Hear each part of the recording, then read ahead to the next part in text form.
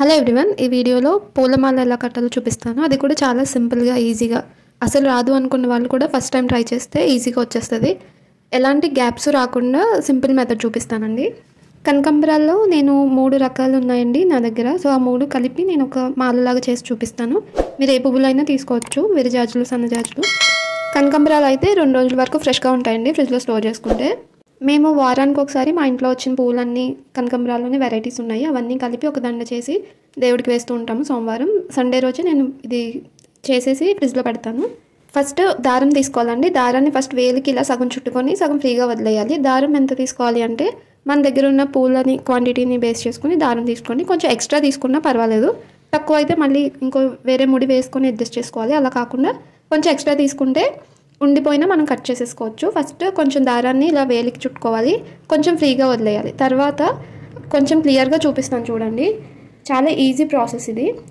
First పువ్వుల్ని అటొక పువ్వు ఇటొక పువ్వు పెట్టి ఇలా సెంటర్లోకి పట్టుకొని కింద నుంచి దారాన్ని ఒక చుట్టు చుట్టాలి.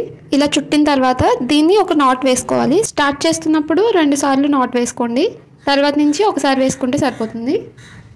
ఇంకొంచెం స్లో ప్రాసెస్లో చూపిస్తాను చూడండి. ఈ దారాన్ని మన రైట్ సైడ్ వైపుకి పెట్టుకుని కింద నుంచి ఒక నాట్ వేసుకోవాలి. చాలా ఈజీ అండి, ఒకసారి ట్రై చేస్తే వచ్చేస్తుంది. కనకాంబరం పూలకి ఏంటంటే ఫ్రేగ్రెన్స్ ఏమి ఉండదు కాబట్టి మధ్యలో మనం మరువం, దవనం అలాంటి ఆకులు ఏమైనా పెట్టి మాల కట్టుకుంటే చాలా ఫ్రేగ్రెన్స్ వస్తుంది. ఇంకా నెక్స్ట్ అంతా ఇదే ప్రాసెస్ అండి. ఇప్పుడు నాట్ వేయడం చూసారు కదా, ఇంకా ఆ తర్వాత నుంచి మనం 2 పువ్వుల్ని అటొకటి ఇటొకటి పెట్టుకొని ఇలా నాట్ వేసుకుంటూ వెళ్ళిపోవడమే. ఇంక ఇక్కడ నుంచి నేను కొంచెం ఫాస్ట్ ఫార్వర్డ్లో పెట్టేస్తాను.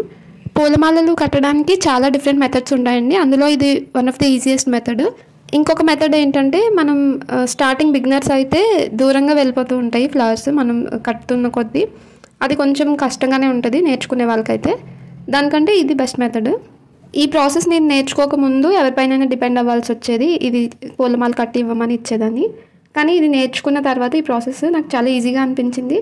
ఇంకా దీనికోసం ఇంకొకరి మీద డిపెండ్ అవ్వాల్సిన అవసరం ఉండదు. అండ్ ఇది కంపల్సరీ ఏం నేర్చుకోవాలి అని కాదు, కానీ స్టడీస్తో పాటు మనం అన్నీ నేర్చుకోవాలి. దీనికి ఒక ఎగ్జాంపుల్ ఏంటంటే మా మమ్మీకి 16 ఇయర్స్ ఉన్నప్పుడు మ్యారేజ్ అయిపోయింది. అంటే 10th ఎగ్జామ్స్ అయిన తర్వాత ఇంకా ఆఫ్టర్ మ్యారేజ్ చదువుకోవడానికి పర్మిషన్ లేదు.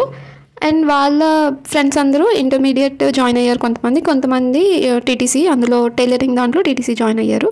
తనకేమో టైలరింగ్ ఇష్టం, అంటే తన బ్లౌజెస్ అవి తను డిజైన్ చేసుకోవడం ఇష్టం. సో ఏం చేశారంటే మా తాతగారు తనకి మెషిన్ కొని ఇంట్లోనే ఒక టీచర్ రోజు వచ్చి చెప్పి వెళ్ళేలాగా ఒక టీచర్ని పెట్టారు. అలా తను 3 ఇయర్స్ వరకు నేర్చుకుంది. ఇప్పుడు తన బ్లౌజెస్ తనే స్టిచ్ చేసుకుంటుంది. నాకు ఇంకా మా సిస్టర్కి అందరికీ తను స్టిచ్ చేస్తుంది. అంటే ఓన్లీ ఇంట్లోనే బ్లౌజెస్ ఇంకా డ్రెస్సెస్ అన్నీ స్టిచ్ చేస్తుంది, వాళ్ళ పిల్లలకి ఫ్రాక్స్, ఎవ్రీథింగ్. అలా తన ప్యాషన్ని తను ఫుల్ఫిల్ చేసుకుంది. అండ్ నేను కూడా సమ్మర్ హాలిడేస్ టైంలో కొన్ని క్రాఫ్ట్స్ నేర్చుకునేదాన్ని. ఫస్ట్ టైం మా మమ్మీకి ఒక బ్లౌజ్ కూడా నేను స్టిచ్ చేశాను. అండ్ దాంతోపాటు నాకు ఈ పూలమాల కట్టడం అస్సలు వచ్చేది కాదు, ఇంకొక మెథడ్. అయితే ఇది నేర్చుకున్న తర్వాత నాకు ఈజీ అయింది. లాస్ట్ ఎండింగ్లో 2 times ఎండ్ నాట్ వేసుకోవాలండి. మీకు ఇంకా కొంచెం డౌట్ ఉంది, ముడి విడిపోయినట్టు అయిపోతుంది అనుకుంటే లాస్ట్ ఎక్కిచ్చిన 2 పువ్వులు కింద నుంచి ఒకసారి చుట్టేసి దాని కింద నుంచి 2 నాట్లు వేసుకోండి, సరిపోతుంది. ఇంకా ఎక్స్ట్రా దారం ఉంటే కట్ చేసేసుకోవడమే. ఫైనల్గా పూలమాల అయితే ఇలా రెడీ అయిపోయిందండి. Thank you for watching.